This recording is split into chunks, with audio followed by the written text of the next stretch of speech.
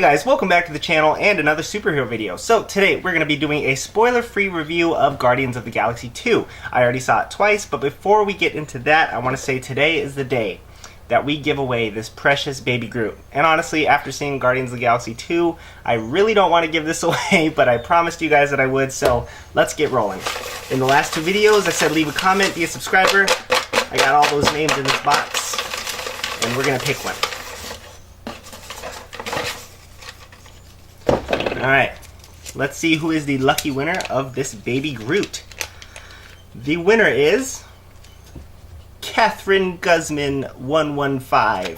Please let me know if I pronounce that correctly, because I am not the best with names. So, now that this has your name on it, feel free to message me on the back end of my channel and tell me where to ship it. Again, congrats to you, Catherine, and also if you're not a subscriber and you want more chances to win more pops, all you gotta do is be a subscriber, leave a comment on the next video that I announce the giveaway, and you have the chance to win one of those. Alrighty, so enough about the pop heroes, let's jump into Guardians of the Galaxy 2, the spoiler-free review. Now, a lot of other YouTubers out there probably already posted their reviews, but I did see the movie twice. I went over the weekend, and then I went yesterday, which was actually Tuesday. And I do gotta say that after watching the movie, I just really enjoyed it. I thought it was an awesome movie, and I've watched a couple other YouTubers that have done reviews on this movie already, and they're saying things like the story's really choppy and that they wouldn't go watch it a second time without being drunk. I think you know who that is. But no disrespect to any of them, I'm just saying my opinion.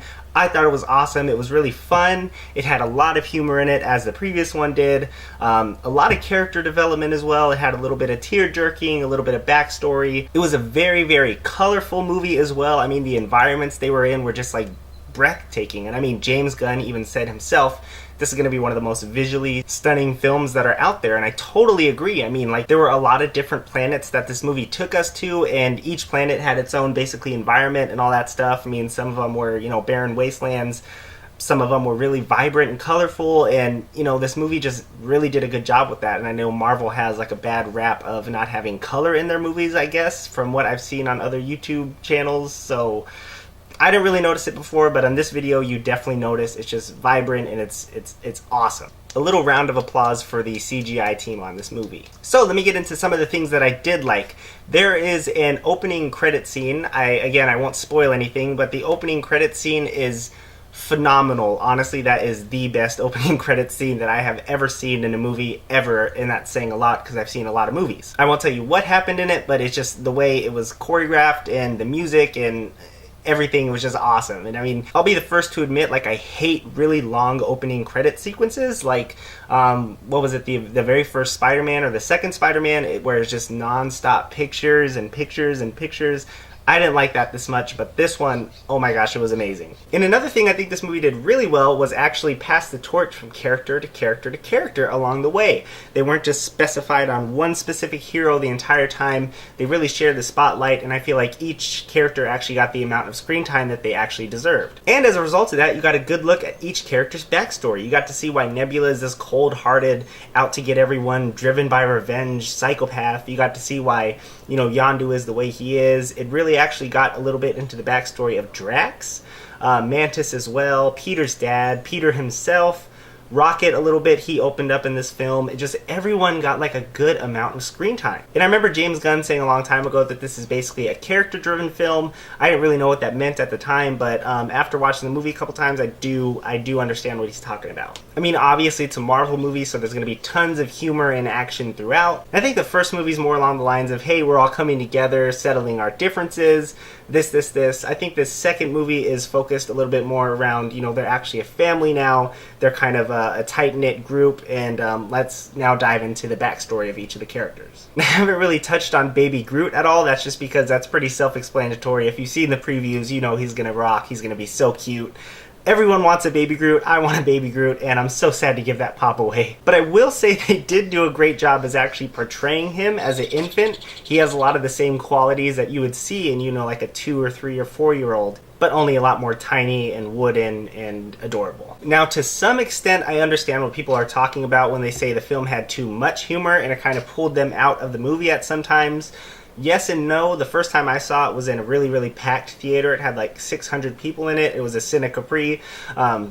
In every humorous moment, every joke they told, it landed. The audience loved it. They were laughing. The second time, though, when I saw it, was in a smaller theater. There wasn't as much of an audience, and some of the jokes really didn't land. I don't know if it just went over their heads or, they don't understand it. But, when it's supposed to be like a funny moment on screen and no one in the audience laughs, it can kind of pull you back and you're like, oh, well, that was awkward. So I kind of get it both ways, but I would just recommend seeing it in a really packed theater. Go like a Saturday midday. And I will combat that and say it wasn't strictly humorous from beginning to end. There were actually some dark parts along the way. And I mean, there was parts where you felt for the characters and it was really, it drove it home in your heart. And there were other parts where there was a lot of death and destruction. So it wasn't humorous nonstop. So in that regard, there's like two different kinds of movies you can watch. You can either go watch DC, where it's a little bit more serious, a little bit more broody, or you can go watch Marvel, where it's a little bit more uplifting, a little bit more fun. So as far as the villain goes, I mean, going back and watching some of the trailers, they didn't really outright say who is the villain in this film. So I won't say that either. I will leave that up to you guys. I don't want to spoil anything, but the villain did a really good job in the film. It kind of comes out of left field. You don't see it coming unless you have like a well-versed history in comic books. For me, I'm a little bit more well-versed in the comic book world, so going into the movie, I kind of had a feeling who would be the villain, but if you are just a regular moviegoer, then I won't say anything, but just know they did a good job as the villain. That's that. So I think my only complaint would be towards the middle. It kind of got a little bit slow, but it was like a necessary slow. So like they were taking time to interweave characters and build relationships among different characters.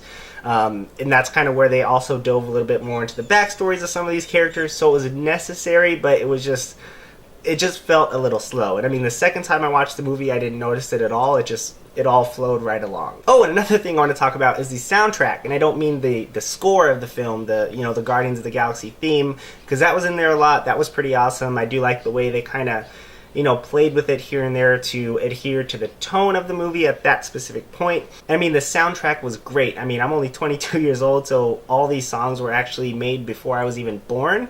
But at some point in your life, you've had to heard these songs, and if not, then it's a great introduction to them. So all in all, yeah, I do think it was a great movie. I'm probably going to watch it for a third time actually coming up this weekend, but we'll see about that. But yeah, if you haven't seen it, I definitely recommend going out watching it. Grab a big bucket of popcorn, relax, and enjoy yourself. It is a classic Marvel film. I mean, it has all the elements that they put in all their movies. So if you liked the previous movies that Marvel's done, you'll like this one as well. But yeah, without spoiling anything else, make sure you guys sit through those end credits because there are 5 post-credit scenes. I don't want to spoil any of them.